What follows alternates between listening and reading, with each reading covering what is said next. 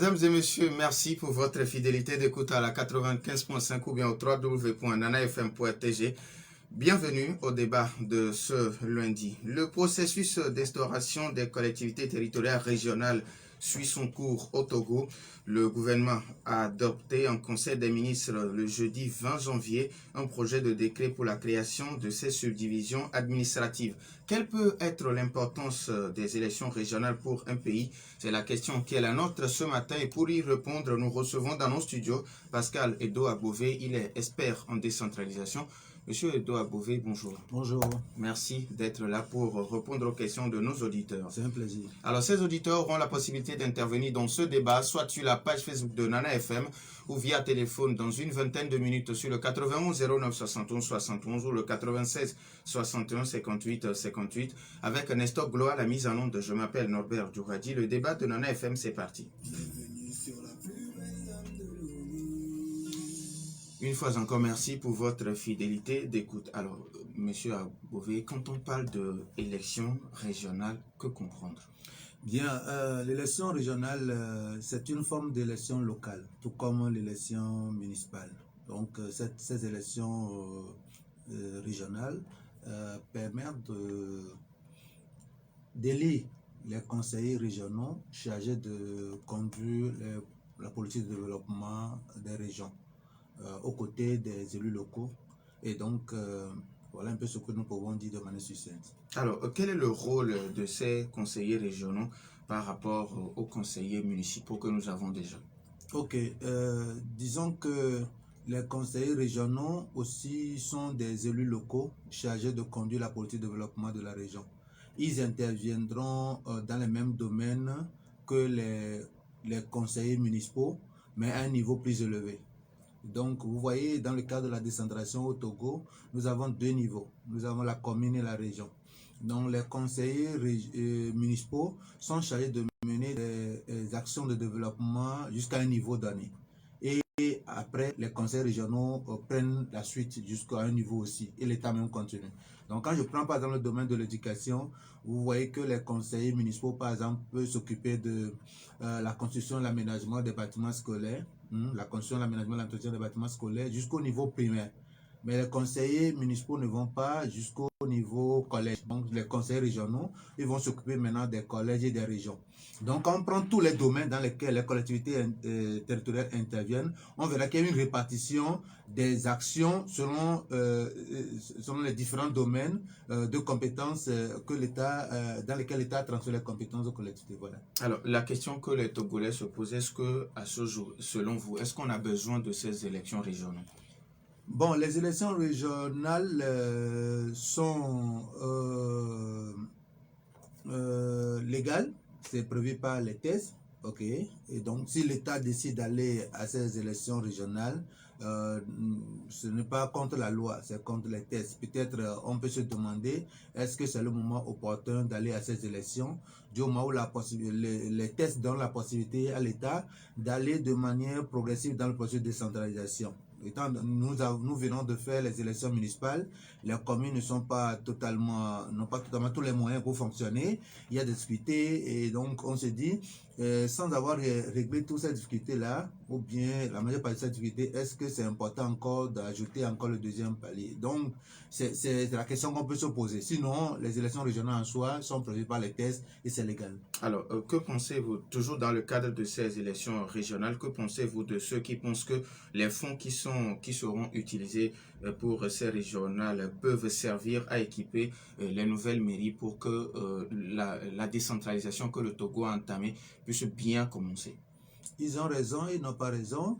Ils ont raison dans la mesure où ils voient que les élections municipales que nous venons de faire en 2019 n'ont pas encore produit les effets. C'est-à-dire que voilà, les élus municipaux n'ont pas encore tous les moyens pour fonctionner, pour pouvoir mener à bien leur action. Et donc, ils estiment que si on fait les élections régionales, ça va encore engendrer des frais. Je partage leur avis. Étant donné que les administrations locales décident des moyens pour fonctionner. Mais n'oublions pas que les élus municipaux ne peuvent pas tout faire, comme je viens de le démontrer. Il y a toujours un niveau de décentralisation. Il y a certaines actions qui seront toujours laissées en attendant. L'État est en train de gérer ça en attendant. Donc, il faut quand même des autorités pour pouvoir confier cela à ces hommes. Je dis, autre chose, c'est que c'est légal. L'État a besoin de ça. Juste pour dire que bon, on a fait la décision de manière intégrale, c'est bon maintenant, et que n'oubliez pas qu'au niveau de l'État, les élus locaux vont intervenir dans la mise en place de ces institutions de l'État, notamment l'État, le Conseil économique social, également même dans la formation de la constitution, de la Cour constitutionnelle. Donc, l'État estime que sans avoir fait toutes ces élections-là, on risque de ne pas pouvoir mettre en place toutes ces institutions. Donc, peut-être ça peut être un souci pour l'État. Et comme c'est prévu par les textes, l'État, vous savez, les politiques ont leur façon de lire les choses, contrairement à nous les citoyens. Mais ce que nous demandons aux politiques, c'est de prendre en compte nos aspirations.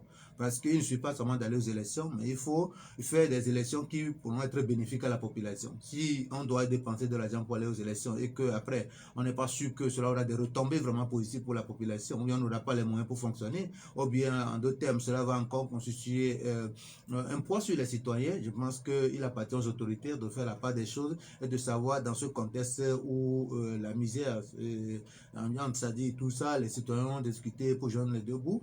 Alors, est-ce que c'est bon d'aller aux élections ou pas? Mais, je le dis encore une fois, c'est légal, mais il faut tenir compte des réalités du terrain pour pouvoir faire quelque chose qui répond vraiment aux attentes des citoyens. Alors, la question qui se pose maintenant, c'est la formation des citoyens pour que nous puissions comprendre. Est-ce que c'est aux citoyens d'aller se faire former ou bien c'est à l'État de prendre la responsabilité de former les citoyens pour qu'on puisse comprendre ces genres de choses? C'est une question profonde. Je pense quand même que la responsabilité incombe d'abord à l'État. Vous avez vu comment l'État a fait une grande campagne dans le cadre de Covid. Si l'État faisait des communications comme ça sur la gestion des affaires publiques et pour permettre aux citoyens de connaître leurs droits et devoirs, on aurait pu éviter beaucoup de problèmes. Tout ce qui concerne la gestion des choses publiques, liées un peu à la politique, on ne veut pas assez donner, on ne veut pas donner assez d'informations aux citoyens. Ce que nous constatons. Mais sur d'autres sujets, on veut beaucoup communiquer. On ne comprend pas. Or, la décentralisation, comme vous le dites, est une profonde réforme de la gestion des affaires publiques. Parce que désormais, les citoyens font face à deux administrations. L'administration centrale et l'administration locale, et ils ne savent pas parfois comment faire face à ces deux administrations et quels sont les rôles dévolus à chaque administration. Les citoyens sont confus. Donc, je pense quand même que, comme vous venez de le dire, la responsabilité incombe d'abord en premier à l'État d'informer les citoyens, de les former, de les amener à comprendre que, ben, écoutez, désormais, voilà comment les choses vont se passer dans le pays. Vous aurez en face de vous les structures de l'État, vous aussi, vous aurez aussi les collectivités locales qui vont gérer aussi les affaires. Et donc, comprenez un peu comment vous allez coopérer avec les deux entités et quels sont vos droits et vos devoirs dans ce sens-là. Si on le faisait, je pense quand même qu'on aurait pu avoir plus de résultats que ce que nous sommes en train de constater maintenant. Mais bon, comme les politiques ont leur façon de voir les choses et nous rentrons dedans, et si ça leur profite, ils avancent. Mais il nous appartient, nous les citoyens aussi, de nous informer. Parce que vous ne pouvez pas être dans une cité et ignorer les règles, les lois qui régissent votre cité. Ce n'est pas normal. Et c'est ça aussi qui fait notre faiblesse dans notre pays. Quand les choses publiques se passent, les gens disent non, ça ce n'est pas mon affaire, c'est l'affaire des politiques. Or, tu es au cœur de la cité. Le citoyen est le premier politique. Puis c'est lui qui confie le pouvoir aux politiciens, c'est lui qui doit normalement les contrôler, c'est lui qui doit... Voilà, donc quand les citoyens se désintéressent de la chose publique, c'est normal que les citoyens, les politiques qui ont le pouvoir puissent en abuser. Les auditeurs ont maintenant la possibilité de nous appeler sur le 91 09 71 71 ou 96 61 58 58. Avant que les auditeurs nous posent des questions par rapport à ces régionales, j'étais dans le bas mon nom il y a quelques semaines où le maire me disait la plus grande des difficultés, c'est que les citoyens ne comprennent pas encore que la gestion des collectivités locales, ça dépend et surtout au niveau des citoyens. Est-ce que dans ce cas, vous ne voyez pas que l'État doit, d'une façon ou d'une autre, contribuer à aider ces mairies? Mais avant de répondre à cette question, nous avons un premier auditeur en ligne. Nana FM, allô? Oui, allô? Pélé, bonjour. Bonjour. Oui, allez-y. Oui, je salue notre invité. Bonjour. Bon, je pense que tout à l'heure, il répond à une question que c'est légal d'aller aux élections, mais est-ce que les réalités du terrain le permettent? C'est là où il faut en revenir. C'est-à-dire que ce n'est pas légal d'aller aux élections. C'est pas quel problème. Est-ce que les réalités sont là pour aller à ces élections? C'est ce débat-là que M. Pascal devrait le faire. On sait qu'il est dans sa logique de sensibiliser la population que l'État a refusé de faire et de nous dire que c'est une élection régionale même, à même, et quand même, on nous plane déjà d'aller à ces élections. Là, c'est là où se trouve même le débat que je voulais poser. La seule question que je veux faire, c'est les réalités du terrain permettent aujourd'hui d'aller à ces élections lorsqu'on dit qu'il y a des Covid, il y a l'état d'urgence, tout ça là. Est-ce que les réalités nous permettent? Merci. Merci à vous aussi. 91 09 71 71. Nana FM, allô? Bonjour. Bonjour. C'est Commis. Commis. Oui, allez-y. Okay. Et moi, je voulais savoir, dans la chose de guerre, est-ce que nous avons l'obligation d'y aller? Est-ce que ça arrive toujours avec des réalités? Monsieur Commis, allô? Oui. Est-ce que vous pouvez parler un peu plus fort? J'ai du mal à vous recevoir, s'il vous plaît. Ok. Ça me peine un peu jusqu'à ce jour, nos mairies ne sont pas encore mises en place. On parle des élections régionales. Je ne sais même pas s'il y a la tête aux élections. Parce que l'utilité que les élections municipales devraient nous garder, ce n'est pas encore ça. Les choses sont restées à la légalisation, au mariage civil, acte de naissance, même si, l'aménagement, la propriété, les choses ne sont pas organisées. Et on nous parle des élections régionales. J'aimerais lui demander quel citoyen à la tête de la tête, ou bien c'est juste le faire parce que c'est écrit dans les textes, comme au Togo, nous aimons le légal, et on va encore mettre des structures qui vont bien donner. Aussi, si les gens sont là, ils vont prendre leur salaire à la fin du mois et c'est incapable de servir la population. Merci beaucoup, Commis. 91 09 71 71. Nana FM, allô? Oui, alors bonjour. Bonjour, Mas Dadido Gomi. Bonjour à votre invité. Bonjour. Moi, ce que je pense que nous devons faire,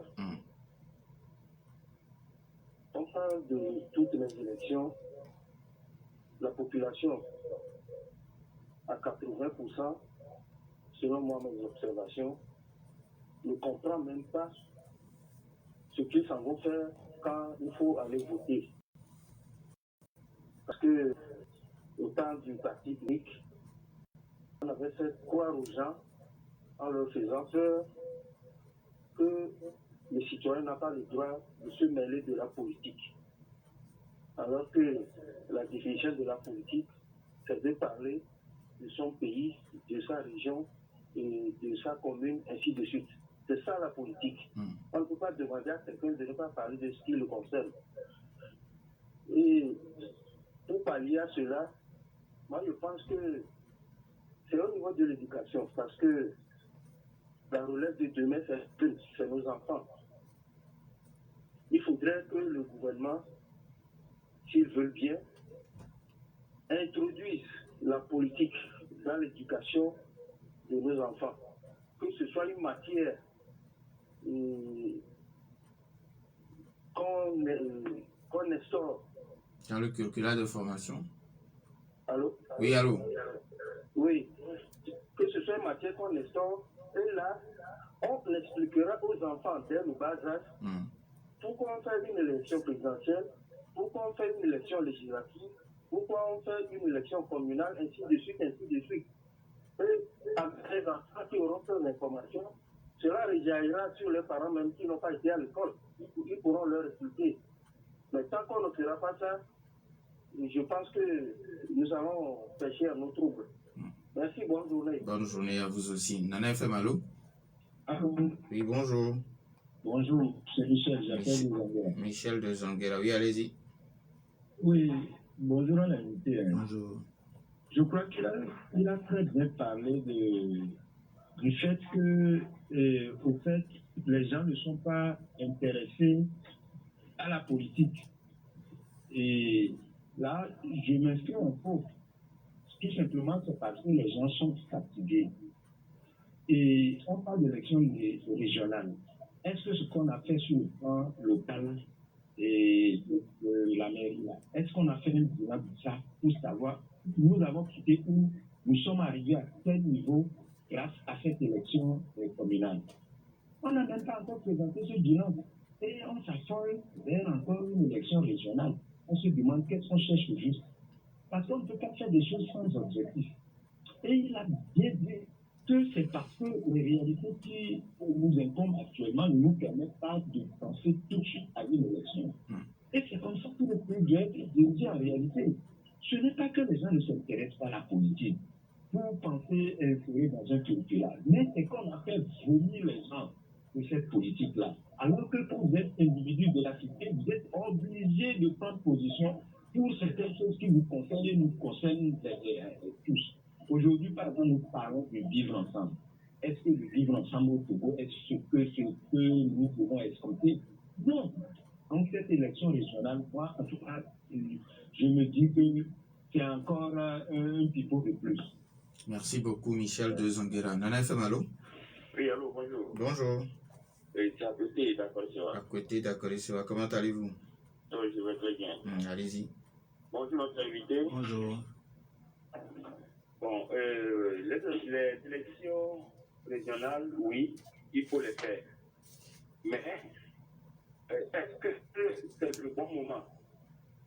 Est-ce qu'on a déjà des bâtiments qui vont loger ces conseillers régionaux? C'est des choses comme ça qu'il faut faire d'abord. Ce qu'on a fait par rapport aux élections locales, on a loué des appartements et autres là pour piéger les maires. Cela ne doit plus être ainsi. Comme on a prévu faire des élections régionales, il faut d'abord construire ces bâtiments-là, ces locaux, avant de procéder aux élections. Commencer, faire des élections d'abord et continuer toujours par vivre dans les locations, ce n'est pas une bonne chose. Parce que c'est une charge de plus pour la population. On voit ce que disons, dans les localités, et qu'est-ce que je veux dire? Les localités. Je veux juste parler des élections locales. Si nous voyons dans les communes, les taxes que les maires appliquent actuellement, c'est à la charge de la population. Tout ça là, c'est pour faire face à leurs dépenses au niveau de la location que les employés qu'ils ont dans leur mairie. Aujourd'hui, ils vont encore faire des élections régionales sans avoir des locaux. Ce n'est pas une bonne chose. Il faut d'abord construire ces locaux-là d'abord avant de procéder aux élections. C'est ce que moi je voudrais ajouter. Merci beaucoup. Merci beaucoup à côté d'accord. Alors, Monsieur Pascal Agbové, vous avez suivi nos auditeurs Pelé qui demandent Pelé et commis. Est-ce que c'est parce que les élections régionales sont légales qu'il faut les faire ou bien même si les réalités ne les permettent pas? Bon, moi, je parle en tant que spécialiste, je donne les deux aspects. Il appartient aux citoyens de trancher. J'ai expliqué aux citoyens que ce que l'État veut faire, c'est légal, c'est prévu par les tests. Maintenant, est-ce que c'est opportun de le faire maintenant? J'ai dit aussi que, bon, a priori, ça peut ne pas être le cas parce que l'État a la possibilité de conduire le processus de manière progressive en mettant en place tout ce qu'il faut pour que les élus puissent fonctionner normalement. Au premier niveau, au niveau de la commune, nous savons qu'il y a d'énormes difficultés qui ne sont pas encore réglées. Donc, si l'État veut vraiment que ça soit facile pour lui et que ça soit bénéfique pour les citoyens, je pense que l'État doit aller graduellement pour que ça puisse être facile et permettre aussi aux citoyens de respirer bien, de pouvoir profiter de cette décentralisation. Parce que nous constatons souvent que les élections s'intéressent plus les politiques. Eux, il suffit de faire les élections pour qu'ils puissent avoir accès à leurs postes, à leurs avantages, privilèges. Puis bon, même si cela ne profite pas aux citoyens, ils ne s'intéressent pas trop à cela.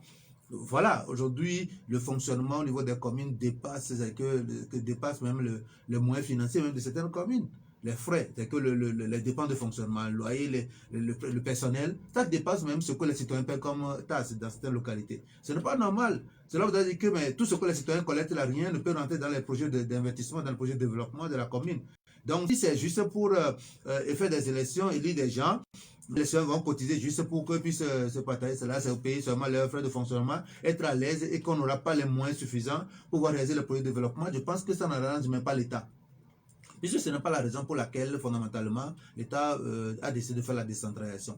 L'État a décidé de faire la décentralisation parce que l'État sait que, l'État, moment donné, l'État sait qu'il ne peut pas tout faire. Et puis, c'est prévu par la Constitution. Donc, il fallait organiser ces élections-là pour booster le développement local. Et booster le développement local demande ce qu'on ait les moyens. Et donc, si aujourd'hui, on a trop de communes, 117 communes avec leur administration, avec leur personnel, ça, c'est trop lourd pour les citoyens.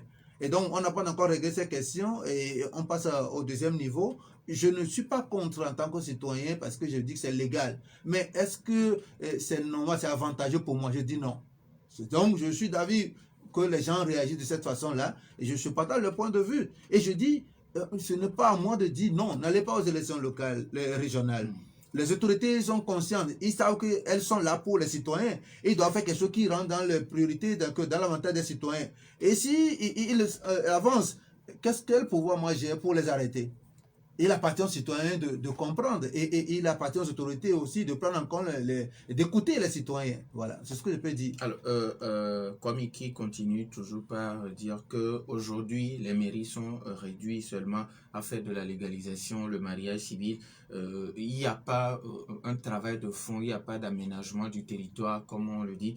Et puis, Michel Dezanguera qui dit il faut d'abord faire le bilan des élections municipales avant de penser à faire les régionales. Oui, d'accord, je suis d'avis parce que cette situation qui fait que les élus n'arrivent pas à réaliser les grands projets, c'est qu'ils n'ont pas les moyens. Et ils n'ont pas les moyens financiers suffisants. Et ils n'ont pas aussi l'expertise qu'il faut pour pouvoir mener à bien ces actions pour le moment. Et donc, c'est un début du processus, on comprend la réalité. Et c'est pour des raisons que nous disons qu'il faut prendre un peu de recul pour pouvoir analyser le contexte actuel. L'autre qui a évoqué le problème de bilan, de ce qui est déjà fait. Et c'est normal. Vous voyez, aujourd'hui, il y a un organe national qui est prévu pour faire le suivi de la décentralisation qui n'est pas mis en place.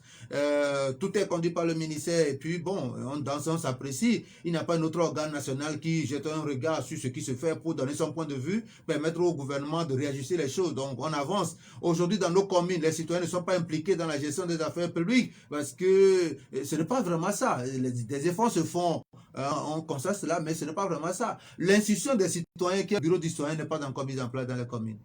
La loi dit que dans chaque commune, à part la mairie, il faut une autre institution pour les citoyens, qu'on appelle le bureau du citoyen.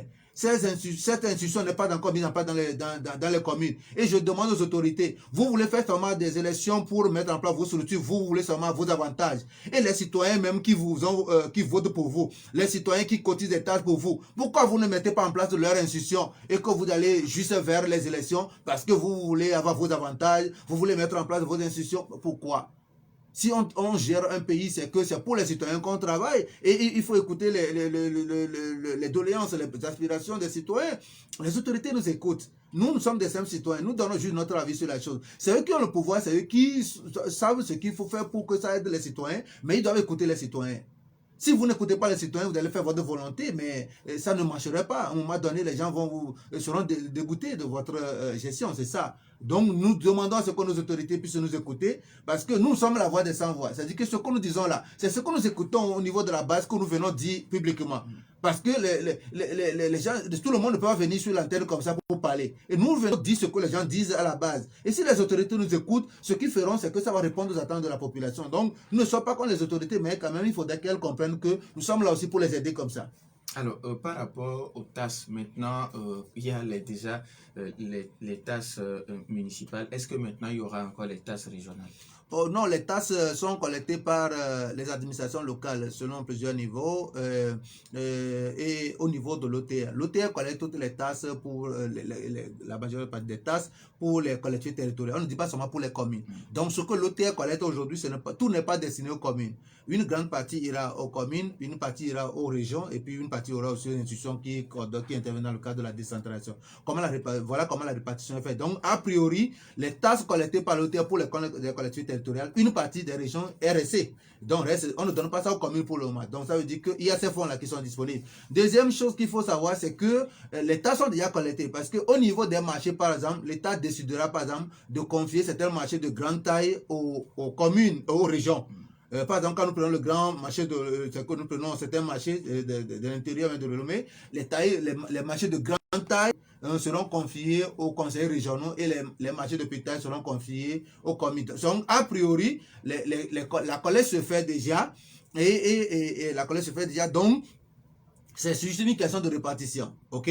C'est une question de répartition et même au niveau des taxes d'habitation, on ne dit pas seulement que les taxes qu'on va collecter, c'est seulement pour les communes. Ces taxes seront réparties entre les communes et les régions. Donc le mécanisme de répartition de ces taxes est déjà clair, donc il ne faudrait pas que les gens s'affolent trop. Mais toujours est-il qu'il y aura quand même il y aura encore des dépenses supplémentaires. Les gens parlent des administrations locales au niveau régional. Non, l'État même aura dépensé plus. Parce qu'avant les élections locales, l'État sera obligé de nommer des gouverneurs qui seront les représentants du pouvoir central d'abord. Donc il faut avoir le gouvernorat, c'est-à-dire qui auront aussi leur administration. Donc il faut des dépenses là-bas. Il y aura maintenant le bureau des élus où le président régional va siéger. Et au niveau de Lomé, vous savez qu'il y aura un gouverneur aussi au niveau de Lomé. Donc je pense que nous rentrons encore dans des dépenses. Mais c'est produit par les thèses, mais quoi faire? Il faudrait que nos représentants au Parlement puissent vraiment jouer leur rôle. Nous donnons juste notre point de vue, mais nous n'avons pas ce pouvoir-là de dire non, ça ce n'est pas bon, ça c'est bon pour nous. Mais nous pouvons quand même exprimer nos préoccupations. Alors, à côté d'Akode Sewa qui pense que aujourd'hui, la plupart des maires sont en location, bon, je veux parler de l'administration et faire ce que les conseillers régionaux aussi, après leurs élections, soient en location, ce n'est pas une bonne chose. Donc, que l'État prenne des dispositions, qu'on construise au moins les locaux pour ses conseillers et d'abord. Alors, sur la page Facebook de Nana FM, Boniface Agoudavi qui écrit « Les organisations de la société civile doivent jouer ce rôle d'explication que vous faites actuellement. Si le citoyen est d'accord que administrativement le Togo compte 5 régions, alors il faut des répondants au niveau régional. » Et il continue en disant « La politique de développement des régions sera plus proche des citoyens pour faciliter leur contribution. Les OSC doivent jouer leur rôle pour mieux expliquer, pour impliquer les populations à la base. » Oui, je suis d'avis avec lui. Vous savez, les ONG sont plus dans le développement que les politiques. Les politiques sont là pour créer les conditions. Mais ceux qui sont les acteurs opérationnels sur les questions de développement, c'est au niveau des ONG, parce que c'est notre travail au quotidien. Hein, voilà. Maintenant, c'est les politiques qui définissent le cadre, les thèses, c'est eux qui prennent les thèses, et nous essayons de travailler conformément à cela. Donc, nous jouons un rôle d'interface entre les gouvernants et les citoyens. Donc, il est important quand même que les organisations civiles puissent s'impliquer davantage dans le processus. Elles le font déjà, mais elles peuvent faire mieux, plus, pour aider les citoyens à avoir accès aux informations. Bon, l'autre qui parlait aussi de la construction des bâtiments, c'est son point de vue citoyen, et je le respecte. Mais il faut savoir quand même qu'au niveau étatique même, plusieurs administrations du pouvoir central sont aussi dans la location. Donc, je ne sais pas si on aura les moyens de construire tout ça avant d'aller aux élections locales. L'essentiel est de faire en sorte que ce qu'on fait soit aussi dans l'intérêt supérieur des citoyens et que cela puisse avoir un impact réel en termes de développement et en termes d'amélioration des conditions de vie des citoyens. Les auditeurs ont toujours la possibilité de nous appeler sur le 91 09 71 71 ou le 96 61 58 58. Je vous le disais, entre-temps, j'étais dans le Bas-Mono et le maire me faisait que dans sa circonscription, jusqu'à aujourd'hui, il n'y a aucune banque. Il n'y a pas de station d'essence et quand il faut, vous avez par exemple une panne sèche pour avoir le carburant, il faut soit aller jusqu'à Neho ou à Tabligo. Créer ces conditions, la banque, la station, est-ce que ça dépend de l'État ou de la collectivité? Bon, et ça dépend des deux, mais ça dépend aussi de la capacité des élus à faire le marketing territorial pour attirer plus d'opérateurs privés voilà, donc, sur leur territoire. S'il y a des opportunités à saisir, je pense que les privés viendront installer leur entreprise et pouvoir vraiment profiter des avantages qu'offre cette commune-là. Maintenant, si les privés ils font l'étude de marché. S'il n'y a pas assez d'avantages, ils ne viendront pas. Donc, il appartient aux élus de faire vraiment le marketing territorial. C'est pour cette raison que nous avons des actions comme ça à l'endroit des communes. Vous voyez, les maires, parfois, ils pensent que les solutions vont venir de manière miraculeuse. Non, ce n'est pas comme ça. Il faut de l'ingénierie, il faut de l'imagination, il faut développer son ingéniosité, il faut proposer des solutions nouvelles. C'est là aussi le challenge, le défi à relever. Donc, je ne pense pas que l'État, il peut développer un partenariat public-privé, voilà, avec les opérateurs. Il faut aller, il faut avoir maintenant, il faut faire le marketing territorial, il faut avoir une stratégie de promotion des tissus économiques à travers des assets clairs, et puis avoir une démarche, un plan de communication et savoir comment cibler les acteurs qui pourront venir investir sur le territoire communal. Et ça, c'est un travail technique. S'ils sollicitent les experts, on viendra les aider pour cela. Alors, vous l'avez si bien dit, quand l'opérateur économique voit que bon, ce qu'il va investir ne va pas tout de suite le récupérer. Non, il ne va pas investir là-bas parce qu'il tient le coût d'opportunité. Voilà. Maintenant, quand vous parlez d'experts techniques, dans ce cas, qu'est-ce qu'il faut faire? Non, mais écoutez, je dis le marketing territorial. Le marketing territorial, ça rafine beaucoup de choses. Cette émission ne nous permet pas de déballer tout ça. Donc, mais les maires doivent savoir que gérer la chose publique au niveau local, ce n'est pas chose aisée. S'ils se complètent dans leur bureau, tout ça, ils n'auront pas de résultats. Il faudra qu'ils fassent appel aux gens qui peuvent leur donner des idées, des gens qui les accompagnent dans les réflexions, dans les stratégies, dans les démarches pour pouvoir mobiliser des ressources, mobiliser des acteurs pour les accompagner. Sinon, ils vont asphyxier leurs citoyens à travers des tasses, mais ils n'auront rien. Aujourd'hui, ce qui se passe dans nos communes, c'est que ça demande l'incapacité aussi de nos élus locaux. Ils n'arrivent pas à mobiliser des ressources exogènes et puis ils sont en train d'agir sur les citoyens, obliger les citoyens. Mais j'invite les citoyens à payer des taxes, mais je demande aussi aux élus de faire en sorte qu'il y ait un peu de pédagogie. Et puis, il faut comprendre la réalité des gens, il faut avoir de l'empathie pour ces citoyens. Et nous sommes dans un contexte où les gens arrivent à vivre difficilement. Donc, il est du devoir des citoyens, d'accomplir, de payer ces taxes, mais je pense qu'il faut avoir plus de pédagogie. Et quand on est administrateur, c'est qu'on est parent, on est responsable d'une communauté, des citoyens. Il faut tenir compte des réalités à la base. Alors, vous, en tant qu'expert, pourquoi vous ne présentez pas ce genre de choses aux mairies? Bon, est-ce qu'ils veulent vraiment être accompagnés? Est-ce que les élus veulent être accompagnés? Vous savez, nous, on a commencé le travail depuis avant les élections locales. Donc, je ne suis pas méconnu des élus. Je suis sur leur plateforme, je suis sur la plateforme des maires. Et ils savent ce que nous sommes capables de faire. Mais peut-être ils ne veulent pas coopérer avec nous. Ils ont leur vision de faire la chose. Parce que les gens veulent instaurer quand même un mythe autour de leur gestion. Il y a trop d'opacité. Ils savent que peut-être nous n'allons peut-être... nous n'allons pas... Ils ont leur schéma politique parce qu'ils ne veulent pas que les choses soient claires. Or, si vous faites comme ça, vous n'aurez pas de bons résultats. Moi je pense quand même qu'aujourd'hui, pour avoir la bonne gouvernance, il faudrait que les élections locales soient vraiment crédibles dans notre pays. Et quand les gens savent que s'ils ne vont pas bien gérer les choses, ils seront sanctionnés par les citoyens, ils seront obligés de bien faire les choses. Donc je pense quand même que les élus doivent faire encore d'efforts pour améliorer leur façon de gérer les affaires dans l'intérêt supérieur de leur administration. Alors, il y avait une question de Massa Dadi de Gomé qui pense que 80% des citoyens ne comprennent pas ce qu'ils s'en vont faire quand on parle d'élections dans notre pays. Et il a aussi affirmé qu'au temps du parti unique, on a contraint les citoyens à ne pas se mêler de la politique. Et lui, il propose qu'aujourd'hui, la politique soit instaurée comme une matière pour qu'on puisse expliquer aux élèves, aux enfants déjà quelle est l'importance de la politique. Quand vous allez voter, voilà son importance pour que ça puisse jaillir également sur les parents qui n'ont pas eu la possibilité d'aller à l'école. Oui, voilà, ouais, c'est le contre-pied de celui qui a intervenu tout à l'heure pour dire que comment j'ai dit que les gens ne s'intéressent pas à la politique, et je n'ai pas raison.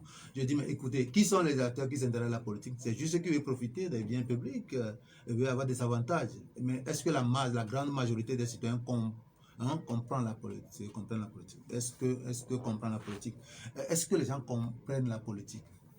Quand je parle de la politique, ce n'est pas seulement d'aller aux élections, on dit que j'ai tel parti pour je vais aller voter. Non. Est-ce que vous comprenez la gestion de la chose publique? Est-ce que les gens comprennent le mécanisme, les différentes institutions de la République, comment les institutions, leur rôle, les interactions entre ces institutions-là, les droits et devoirs des citoyens dans la cité même? Est-ce que les gens comprennent cela? Les gens sont souvent victimes de leur ignorance. Et donc aujourd'hui, si nous voulons faciliter la chose à l'État et aux élus locaux, nous-mêmes devons nous former, nous devons être informés. Quand on est très informé, on agit correctement en tant que bon citoyen, on accomplit correctement ses devoirs et puis on sait aussi comment défendre ses droits au moment opportun. Donc je pense quand même qu'il faut aller vers l'éducation citoyenne pour permettre aux citoyens de comprendre qu'ils doivent être au cœur de la gestion de la chose publique. Parce que ce sont les citoyens qui confèrent le pouvoir aux politiques pour gérer la chose publique. Et une fois que les gens ont ce pouvoir-là, parfois ils ignorent et ils abandonnent totalement les citoyens. Or, les citoyens ont la possibilité de suivre, de faire le contrôle citoyen et de les sanctionner même à la fin de leur mandat. Donc, si le mécanisme est clair,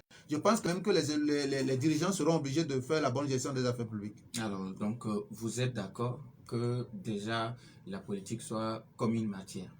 Oui, il faut l'éducation citoyenne. L'éducation citoyenne en fait beaucoup de choses. Donc, on n'ira pas dire à l'école politique, mais il faut faire l'éducation citoyenne. Et dans ça, on parle des droits et devoirs des citoyens, comment la cité est organisée, tout ça. Moi, j'ai vu ça au Canada. Moi, quand j'étais revenu ici, j'ai lancé un programme en 2010 au Togo ici. Je pense que vous avez une fois entendu parler de ce qu'on appelle l'école citoyenne, où on doit réunir les jeunes pour les informer sur plusieurs sujets, pour qu'ils deviennent des citoyens responsables. Mais très tôt, les gens ont cassé cette dynamique-là. Moi, je ne sais pas pourquoi. Donc, je me dis que nous avons encore du chemin à faire. Il faudrait que les gens se réveillent. Quand vous ne réveillez pas à temps, alors vous serez victime de votre ignorance parce que vous avez vos devoirs accomplis. Si vous ne connaissez pas cela, mais les pouvoirs publics viendront vous sanctionner. Donc, il faudrait que nous-mêmes nous puissions faciliter la tâche aux autorités de manière à ce que chacun puisse véritablement jouer son rôle. Voilà. Alors, et qu'en est-il de ces organisations de jeunes dans les quartiers, dans les villes, dans les régions? Est-ce que, n'est-ce pas, leur rôle de sensibiliser leurs pairs sur ce qui se fait? Oui, ça devait être leur rôle, mais est-ce que les dirigeants de ces associations même ont le background qu'il faut, les compétences qu'il faut? Il faudrait que les gens arrivent à changer de mentalité et à savoir comment s'appuyer sur les bonnes personnes pour atteindre leurs objectifs.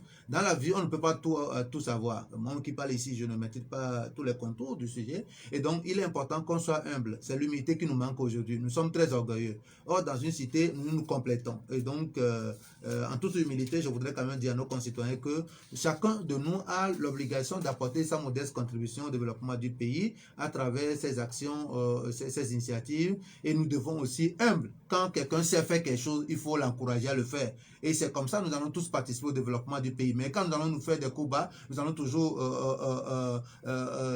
c'est que considérer nos prochains qui veulent que quelque chose marche quelque part comme des ennemis, ça ne marcherait pas. Aujourd'hui, les autorités font beaucoup d'efforts, mais ils doivent aussi écouter les citoyens à la base. Les élus locaux sont la tête de nos communes. Ils ont le pouvoir, mais ils doivent écouter les citoyens qui veulent les accompagner. Ils doivent écouter les mêmes citoyens qui viennent les voir pour des sujets. Et donc, nous demandons encore une fois que chacun de nous soit prêt à apporter sa contribution au développement du pays. On dit Togolais, viens, bâtissons la cité. Si nous mettons l'écart, nous ne pourrons pas participer au développement du pays. Donc, il est important que nous soyons humbles et que nous collaborions pour le développement de notre cité. Alors, vous avez un mot à l'endroit d'abord de la population, des autorités, et puis les autorités d'abord au haut de l'État, et puis ces autorités municipales que nous avons aujourd'hui. D'abord, moi, j'aurais souhaité que l'État puisse mettre en place l'organe national de suivi de la décentralisation. Deuxième chose, que le ministère en charge de la décentralisation puisse tout faire pour que les bureaux du citoyen soient mis en place dans les communes. Il faudrait que l'État prenne un arrêté pour conférer vraiment les biens qui appartiennent aux collectivités, c'est-à-dire pour confier aux élus ce qu'ils doivent gérer comme patrimoine. Il faudrait que d'autres mesures soient prises pour faciliter la tâche aux élus municipaux. Et maintenant, pour la question des élections locales, je laisse là leur appréciation, mais je leur demande d'écouter leurs citoyens. Ça, c'est très important, leur administrer, pour savoir si c'est opportun d'aller à ces élections. Pour les élus locaux, je leur demande d'être plus créatifs, d'être plus imaginatifs. On fait en sorte qu'il y ait des initiatives nouvelles pour faire la différence par rapport à ce que l'État faisait et d'associer plus les citoyens, donc mettre en place un plan de communication pour permettre aux gens de comprendre ce qu'on n'entend pas gouvernant local et de les amener à adhérer à leur politique de développement local. Pour les citoyens eux-mêmes, je leur demande de s'informer, de se former, de s'organiser et de s'impliquer dans la gestion de la chose publique de manière à ce qu'ils puissent vraiment bien accomplir leurs devoirs et aussi être en mesure de bien défendre leurs droits au moment opportun. Voilà. Merci à Pascal Edo Bouvet, il est expert en décentralisation. Merci à vous aussi pour votre fidélité d'écoute à Nana FM. Fin de ce débat mis en onde par Nestor Glo. Je m'appelle Norbert Djouvadi. Bonne suite de nos programmes.